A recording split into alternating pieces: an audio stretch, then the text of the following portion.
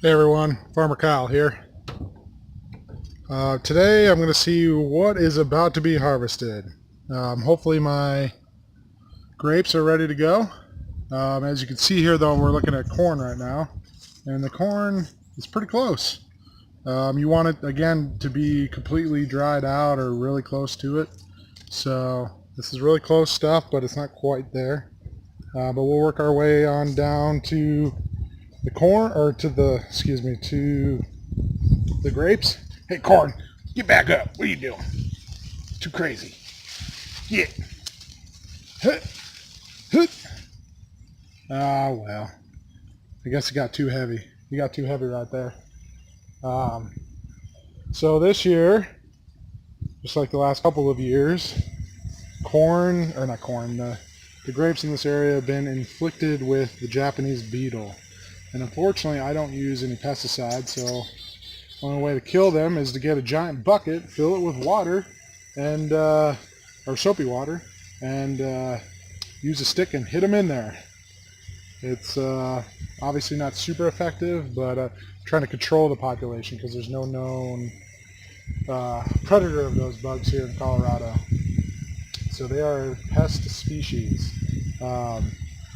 All right, so what I'm looking for here is some grapes. So let's see if we can find those. I know I saw some on the other side of this giant thing of grapes right here. I got a couple of vines here. So these vines are probably about 8 years old. I planted them after I'd been here a couple of years, so they got to be probably right around 8 years old.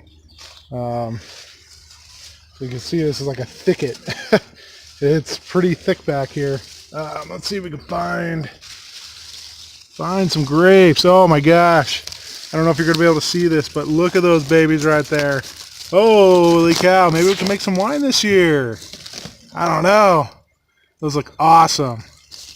I'm going to start picking them. Right into them. The seeds are brown. That's how you know they're done. They're ripe for picking.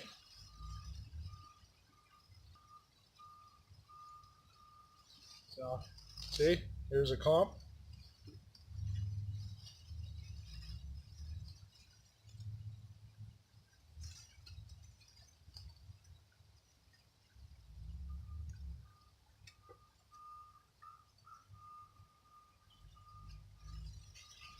There's a couple more clumps. Did you know that grapes are actually berries and they're not?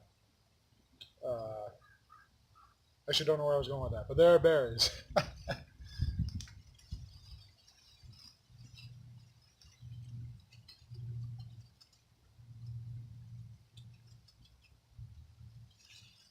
All right,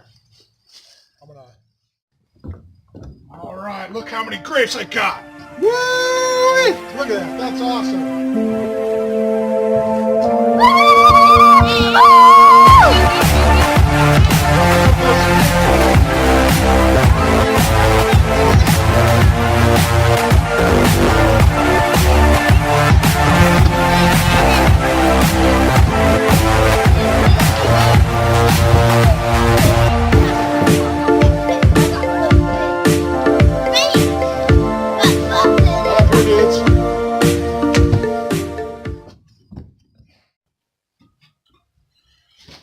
All right, so that was some awesome dancing now, wasn't it? So this is the end product of what we got. Look at all those grapes. So what we're going to do is we're going to start mashing them. So pretty much what we're trying to do is get the juice, and we're actually leave the seeds and the stems in there because that provides the tannins for the wine. So we're going to throw this right in here. See, I got a fermentation bucket that I used from my old brewing beer days. I'm just going to throw it right in. Boom. Boom, look at that. All right, all those are in there. It's actually quite a bit. Let me see if I can show you. So it's filled about halfway full. Now we're going to take, this is just one of those like mashing tools that you would use in the kitchen. Just start mashing that stuff up. It'll probably take a couple minutes. Back in the olden days, they would literally use their feet and squish it, you know, get it going that way.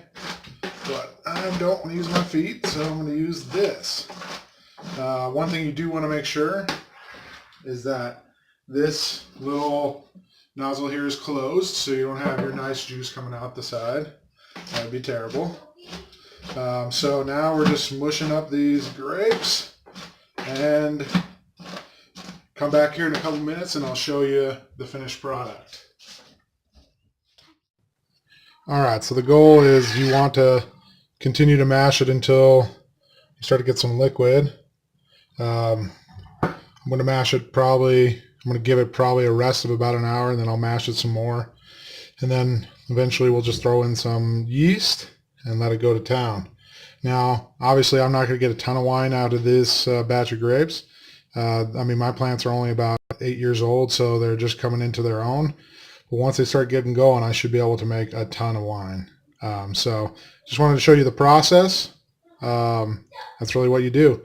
So if you don't mind clicking on the bottom right and subscribing, it'll help my channel out. Thank you. Farmer Kyle out.